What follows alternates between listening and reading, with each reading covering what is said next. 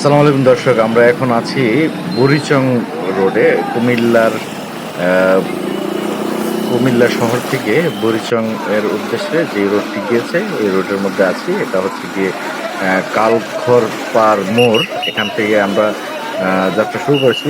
এখান থেকে পানিটা শুরু হয়েছে আসলে গতকাল যে গোমতীর যে বাঁধটি ভেঙে গিয়েছিল, সেই বাঁধটির ভেঙে যাওয়ার কারণে প্রায় 25-26টি গ্রাম এখন পানির নিচে অবস্থান করছে। প্রায় 3টি উপজেলা রয়েছে এর মধ্যে।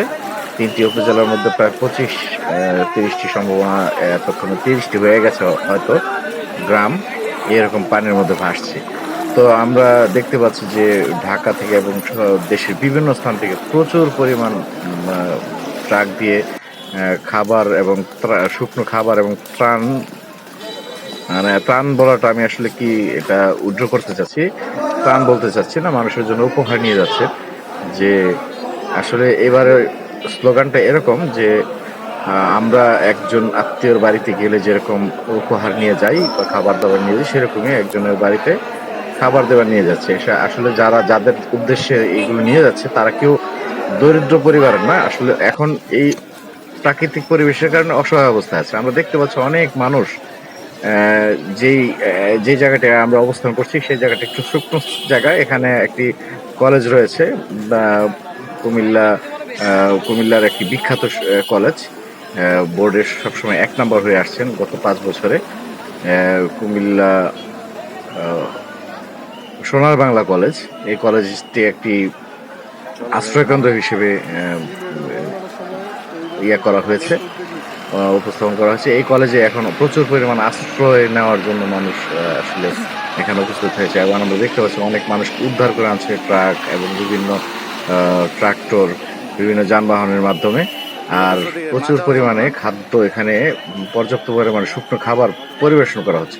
কিন্তু যে জিনিসটি সবচেয়ে বেশি জরুরি এখন সেটা হচ্ছে গিয়ে যে শুকনো খাবারের পাশাপাশি আমরা দেখতে পাচ্ছি প্রচুর পরিমাণ শুকনো খাবার, মুড়ি, চিড়া এগুলো রয়েছে, কিন্তু পর্যাপ্ত পরিমাণে আসলে পানি, সেই পরিমাণে খাবার পানি আহ, আহ, নিয়ে আসতে পারিনি হয়তো।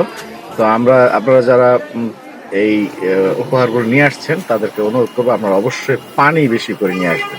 এখানে পানি সংকট দেখা দিয়েছে সবচেয়ে বেশি। আমরা এখন সোনার বাংলা কলেজে যে মানে যেখানে মানুষ অবস্থান করছে, যারা আশ্রয় নিয়েছে, তাদের এলাকাটি দেখতে পাচ্ছি বিশাল একটি এলাকা। এখানে মানে প্রাথমিকভাবে চিকিৎসার ব্যবস্থা করা হয়েছে। স্যালাইন এবং বিভিন্ন ধরনের মানে ওষুধের ব্যবস্থা আছে এখানে। তো এখানে গবাদি পশু আসলে যারা নিয়ে আসতে পেরেছে তাদের গবাদি পশুগুলো এখানে রাখা হয়েছে।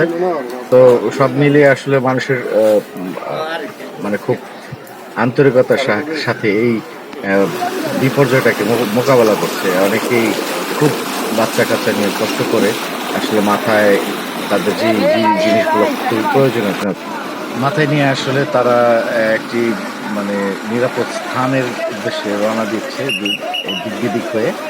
তো এখানে আমরা ইতিমধ্যে বিভিন্ন চ্যানেলের সাংবাদিকদেরকে দেখতে পেয়েছিলাম যারা এই নিউজটিকে কাভার করছেন। তো বন্ধুরা, আপনারা অবশ্যই যে যার পক্ষ থেকে যেরকমভাবে সম্ভব এই সহযোগিতা এগিয়ে আসুন, একে অপরের সহায়ক হন।